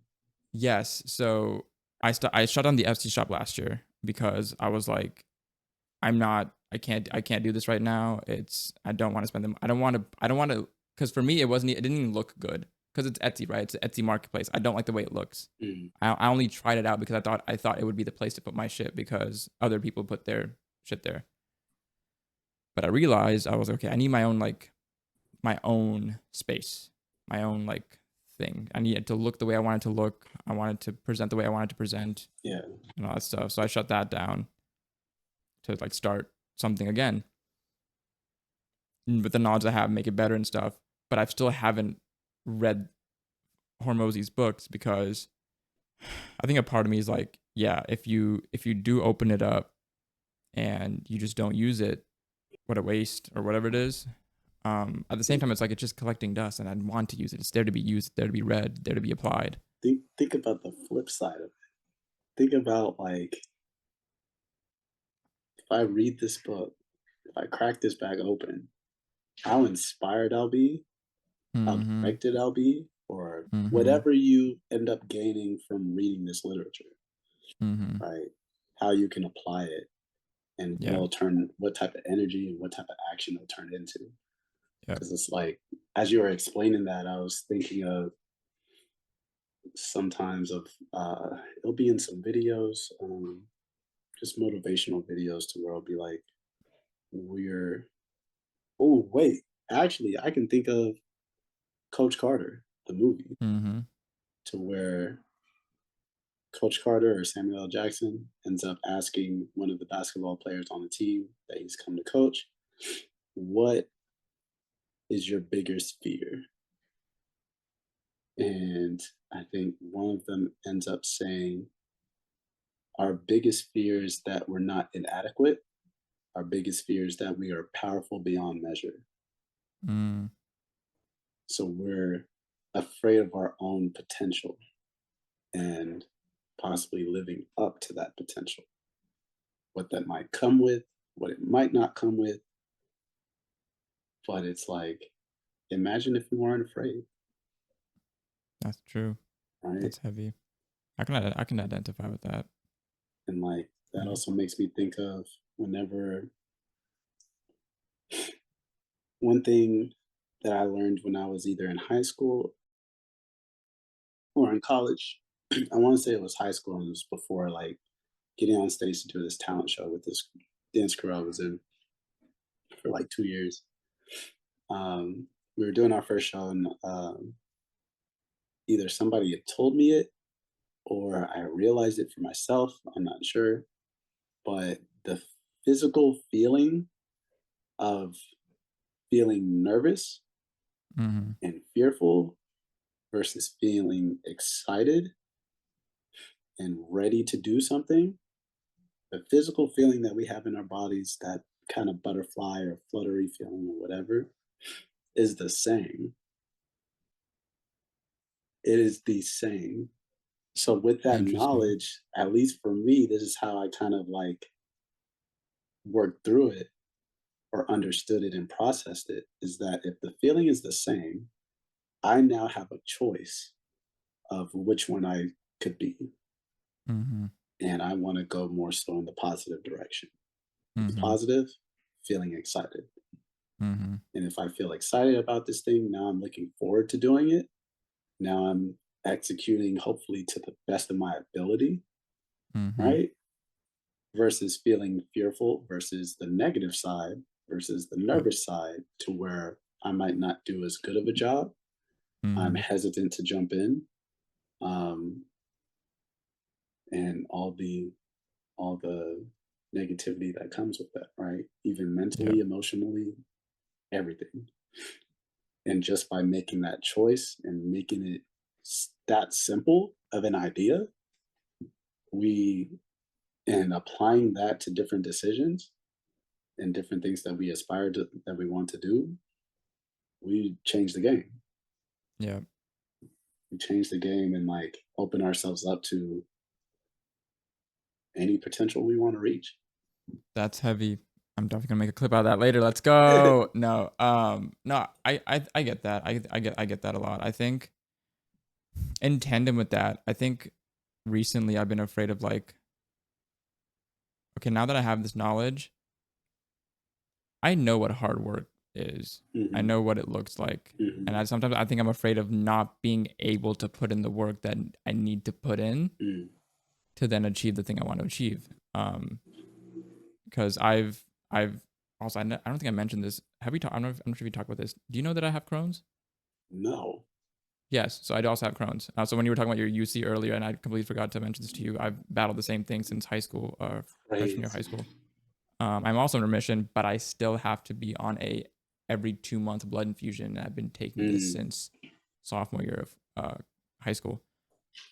Which is why like I was rooted to Dallas, and wherever I go, I got to make sure there's a infusion center there to make sure I can get my shit done. Yeah. Um, Frustrating, but it was one of the when I first got it, and this was probably one of the most mature things I've ever thought of in my entire adolescence, and Mm. one of the few things that I'm very proud of young Arish for feeling. Two things. The first one was I'm very blessed that I was the one to get Crohn's and not somebody else who couldn't afford treatment.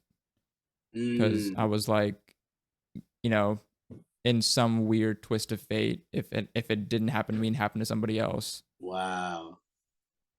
my parents were very um were like willing to do whatever needed to make sure that I was okay. Yeah. Whether it's going to different doctors, different medicines. I almost got addicted to pain meds or cortisone at some point because that was the only thing that was helping before we understood that it was Crohn's and it needed like blood infusions and stuff. Like they drove me 2 hours from Paris, Texas to Plano, Crazy.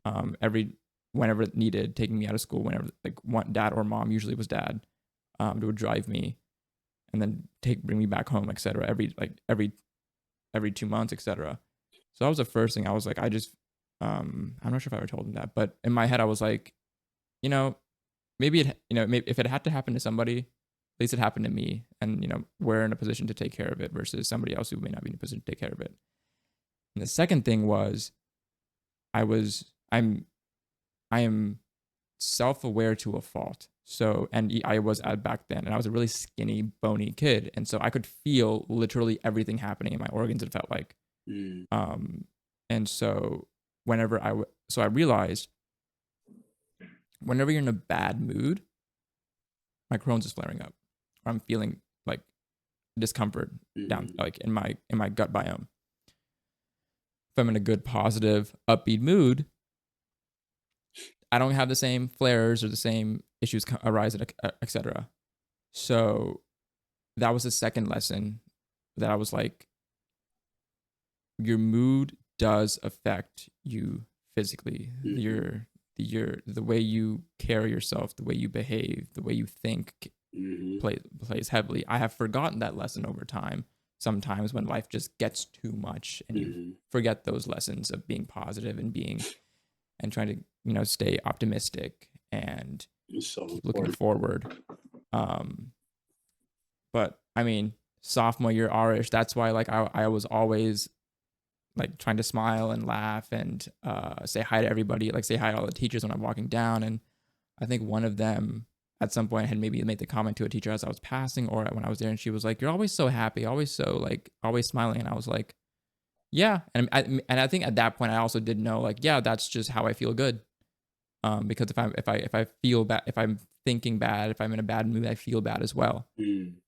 Um, but all that to say, to fast forward to now, where yeah, so like I know what hard work is. I've been, I understand what it means to like trying to grind on something for so long and to only have the 1% of what you think success is. And so knowing how much work is required to put it to put to is knowing how much work is required, it's difficult for me to initiate certain things when I know that I can't put in that time now. Mm-hmm. Like, why am I opening that book when I'm not ready to reap the benefits and execute on it? Why am I reading all these books and doing and like all these self-help books if I'm not executing on it, if I'm not at the moment in time when I can execute on it? Right now, I've just, I have just barely been able to consistently upload the podcast and the book channel for like, this is the 4th month now that I've been doing this. Which is crazy. Uh, That's still hella. and that's like one a week each one, all like That's hella podcasts consistent. clipped every single day on Instagram that has been a clip of the podcast somehow. We're All fucking that doing shit, it, right? dude. And so it's like, okay, I'm doing these two things and working and still trying to work out and still trying to obviously spend time with the wife and all these things. And so it's like, and I've talked about this before on the podcast, so I don't mean to like beat a dead horse, but this is twisting the lesson in more of a, there's already so much work being put in now. I don't even have the capacity to add more hard work on top of it without taking something out. Mm-hmm. So that's why it's been like, I feel that. like I love the idea of Fableware. I've worn this on the book channel, so it's not like I'm leaking anything, but I got these new designs made from like a different artist in the first one, and they're fucking adorable and they're amazing. There's this little dolphin right here that's sleeping on a stack of books. This is like amazing. So I'm similar to you, right? I'm like still working on it in the background. I'm still trying to keep it going. Yeah. It's one of those things where this one is just going to be the slow. Yeah. Right now, it's going to be like the thing that just has to be touched every now and then to make sure it's there. Yeah. And then once we've built maybe the expertise, the opportunity will be there to then capitalize on it. Yeah. You just do what you can right now. Mm-hmm. As long as Exactly. you keep going. Exactly. It's I'm so sometimes I'm just like, well, you keep stopping and starting things. What if you just kept it going? But since I closed down the shop, there have been a couple of times when like I usually wear some of this stuff to like go out with friends or whatever, and so they're like, "Oh, that's really cute. Where'd you get that? Oh, my husband makes these. Oh, wait, can I get one?" And she's like, "Yeah, I'll get the link from him and send it to you." And then she comes home and she's like, "Is the shop still up?" I'm like, "No, I closed that last summer." And I'm like, "No, that one sale would have been cool, right? Because then that one person could have." It's just so right now I'm really working on how do I get it back? How do I bring it back? Like it's gonna be on Shopify. I'm not going back to Etsy. Fuck that shit. That's what I was like afraid of. I learned a lot from Etsy, but I'm not doing that again. It's just not the platform for me. Yeah. And then recently I showed these designs to like a couple of book friends of mine. They're like, "Oh my God, I love that. I want one." I'm like, Come on now. So it's like I gotta get to this tax season, and I can get back to that. And I also got to commission some more designs. I have this. Oh, this is just between you and me. I might cut this out, Arish. Post editing, Arish. Cut this out. Getting off of this, there's a couple of things that I do want to like ask you a little bit more like rapid fire to close this out. So right now, if you could, who would you want to go rounds with as like an exhibition battle? Oh, Anyone? dang. Uh, how many? How many rounds do you think you can get? Really? Man, it doesn't have to be like a crazy amount. But like Kevin Paradox, Mm-hmm. I feel like would be fire. I've been wanting to even meet him for the longest Mm-hmm. time. Who else? There's just so many crazy people in the world. That's why I love this question. It makes people think a little bit. If Whitey would come back, Whitey, he was big like early, kind of earlier Summer Dance Forever, and then he Mm-hmm. dipped because he was just like, yeah, I didn't do this for like the attention or the fame or anything. I just wanted to dance. Now it's become bigger than it needs to be. It's just stepped back and disappeared. And I was like, Yep. Dog, where'd you go? Yep. Oh, All right, give me one more. or oh wait, no, All right, take it back. Rewind it back. Versatary. Icy Ice, All right. Icy Ice. These are a lot of like overseas people, Mm-hmm. either from like Netherlands or French or from other areas, Mm-hmm. but they are cold. Yeah. They are cold. And Icy Ice, I've been watching him a long time. Older dude, but he gets down. He gets down, and he consistently was like an example for me. Be like, yo, I could do this for as long as I want, and as long as I put in the time, Mm-hmm. and can consistently give work to people, bruh. And it's just I like like it. people to the point where people get tired of him winning. And he's just like, hey, I'm here to push the new generation. I mean, listen, man, that's how I was with you for a little bit. I was like, he won again? Fuck. And then, okay, finally he's judging now. Finally, he's on his judge circuit. Okay, he's okay. He's battling after a while. He won again. Fuck. And so it's just, you know, sometimes you gotta like that. Yeah. That's all I'm gonna say. Sometimes you just gotta like that. Sometimes you just, Um. yeah, man. It was funny because like one of the early hope for me when I like got into battling or wanted to get into battling when I was younger, I was like, man, I just want to get so good that I live off of my battle wins. Mm, I just want to get just to be the best dancer to where I don't have to worry about a job. I don't have to do mm-hmm. nothing. I just get to travel and battle for a living. Yep. And then I realized how unrealistic that was. Yeah. And then reality kind of was just Yeah. like, actually, Like, wait a actually, minute. uh, It don't work like that. yeah. Now sit down and listen. Okay, so then those are some three heavy hitters. I could see you going rounds with those. Next question: is there a brand or a creator you'd love to collab on with FOMO? Oh, I'm sure there's a ton over oh here too. my So guess God. I'm gonna limit you. Just give me three. I want to collab with Cause. Okay. That would be crazy. Um, I want to collab with Pharrell and Louis Vuitton just because I see him as such a creative inspiration Mm-hmm. and like boundaries he's pushed in his work with Nigo and everything and Billionaire Boys Club Mm-hmm. and all that. Yeah, I think a lot of mine are just like artists I would collab with. Mm-hmm. I haven't thought too much of brands. I think Louis Vuitton just because of Pharrell, Yeah. or even before then, Virgil. Mm-hmm. Um, one that comes to mind, uh, either James Jean, he's another artist, amazing work. Mm-hmm. So explorative and yet still has his characters and whimsy and um, his own art style.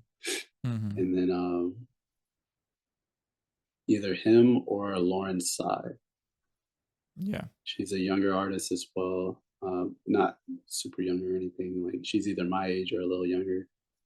Um, but she's found her in like the most. I never thought I would find her there. Yeah. Because I used to watch what. Fuck, can't think of the name right now. But it was like this Korean reality show.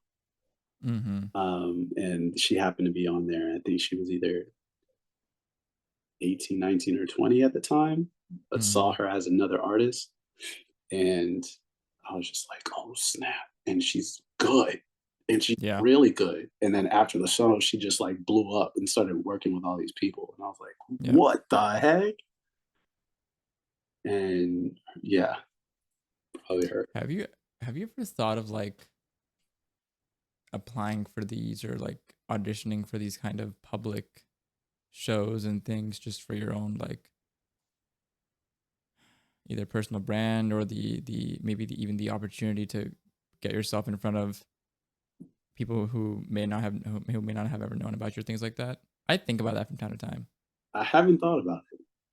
It was more so just like, oh, I saw it and saw that would be like sometimes I would think, oh, that'd be cool to Yeah, exactly. opportunity to do, right? Yeah. But just to intentionally think about it in terms of like opening up opportunity to push my brand or push myself as a brand or as an artist or anything Mm-hmm. like that. Not really. Mm-hmm. Um, yeah, it'd be cool. Yeah, Closest I that got could be was cool. like, so you think you can dance? Exactly. Exactly. Um, okay. So then two more questions. Next one. What has been your favorite hairstyle over the years? Mm, Because TSoup man, I go through a lot of hairstyles. has history with his hair. Favorite one is hard, but probably the box, bro. Yeah, it The went so flat top, hard, bro. Like that shit was so good. the flat top, man. I think about it. I've been thinking about it recently. Mm-hmm. Like, should I do it? Should I go Yeah. back to it? That would Yeah. be crazy. Mm-hmm. Even just like a curly box, right? Because it's like I just realized that I could do so much with my hair, and Mm-hmm. I didn't want to have like a fade my entire life and have short hair my Mm-hmm. entire life because that's what I Mm-hmm. grew up with literally up Yep. until the end of college is where I started growing out my hair and trying stuff. Gotcha. And then like this has been the longest my hair has ever been, which allowed me to try different braid styles, um, Mm-hmm. different orientations of like having it parted. Mm-hmm. Um, I want to try locks, but that's such a journey. It's a lot. It's so much. Like I did the research. I saw what I would have to do for maintenance, with incompatibility with the lifestyle I live and like how active I am. It's not Mm-hmm. the best Gotcha. mix. So Fair. I'm like still iffy on if I would do it or not. Yeah, I don't know. Once you go into your artist den and you're gonna be a little bit more stationary, maybe for Yeah. longer periods of time, Then I'll be like, then all right, I can all right, just okay, all right. Now we can just like, whoop. yeah. Oh man, Okay. yeah. Every now and then I'll be like, oh, I want to cut this fro off because I at the same time I want to try all this stuff with my hair. I Mm-hmm. don't really care that much about my Yep. hair. Like if I were to, I've been through multiple times to where I just like zoom cut it off because I'm Mm-hmm. either coming in. I feel like I'm coming into a new mindset or life experience, or it might just be I'm going through shit and I want less of a hassle, and this is an expense. The first thing to go. Yep, Yep. either an expense of money or an expense of time. And the Mm-hmm. longer it is, the more time it takes. Yep. I'm like, I've been thinking about growing my hair out again. I've done it twice now. First time, okay, not great. Second time, better, but it, I know it gets easier as you do it more. it does. It's just like having to obviously each time get through the awkward stage Yeah. because it was the first time I did it, I couldn't get my hair all the way into the bun that I wanted. Hmm. But the second time I did it, it got long enough to where I wanted it. And like you said, I can also do so much with it because with hair like Indian hair like this, Persian hair like this, it's really fun to just do this. And my hair is like I just washed it today, so I won't do as much. But it would just like stick up Yeah. and just be like a bush, and that's it. So like I had this It's whole like thick. mop head thing and everything. It was just there. And then as soon as you like just mat it down, it goes back down. So it's compliant, but it's fun to play with. Hmm. Um, I so that's why I liked definitely the long cannot. hair. As soon as I put my fingers Fair, in, boy, fair, curls is fair. working. Yeah, that's how you know they're real. Yep. Um, but then I think about it, I'm like, Bro. I'm gonna grow it out to cut it off again anyway, so might as well just like keep it short. I also, but I'm not the kind of I'm not those dudes. Thank God, thank God for me not having this mentality. I do not get a haircut every 2 weeks or every month. Mm, That is an expense I do not care for. right. I get it cut to like a certain point. Like I'll get the fade, I'll get the side, everything like that, and then I'll just let it grow out and do the multiple different hairstyles. I do that cycle, Yeah. and then cut it short again, and then go through multiple hairstyles of that different cycle, and then cut it short again. It's a never ending cycle. Yeah. But okay, so then we are here at the finale of the first of the TSoup podcast, which will there be more of in the future. But Bam. bang, I ask every guest on this who comes on the show, what is one advice that you would give to somebody listening? One piece of advice that I would give to somebody listening: appreciate Nice, where you are now and keep going. like that, like that. Awesome, TSoup. Once again, thank you so much for coming on, man. I appreciate you. Um, you've been. I feel very lucky sometimes that I joined the scene when I did because the friends that I made through that Mm, are the ones that I've still retained, even at leaving the scene and not being there as much and even moving. Like I've still retained yeah. these friendships. I appreciate you a lot. Where can people find you? You can find me and appreciate you, bro, heavily. Like, you still stay as an inspiration for me with like really putting in the work, and even if I'm falling back from an idea, getting back to it. Like, I still think about that book, and I still think it's like I came across a video. I'll get into it later, Mm-hmm. but um, you can find me on Instagram at TSoupFull. That's TSoup full, like you're full of soup. Mm-hmm. On Instagram, that's my dance and excuse me, personal page. And then you can find the brand FOMO Feels on Instagram at FOMO.feels. And then on FOMOFeels.com is the official website. And yeah, stay tuned for new stuff. Yes, New stickers sir. Also, coming. everything will be linked down below if you want to go. You should go follow TSoup, but everything will be linked down below per Yeah, usual. yeah, yeah. We got art, we got apparel, and we got accessories. Let's get it. Yep. Love that. Awesome. Once again, thank you.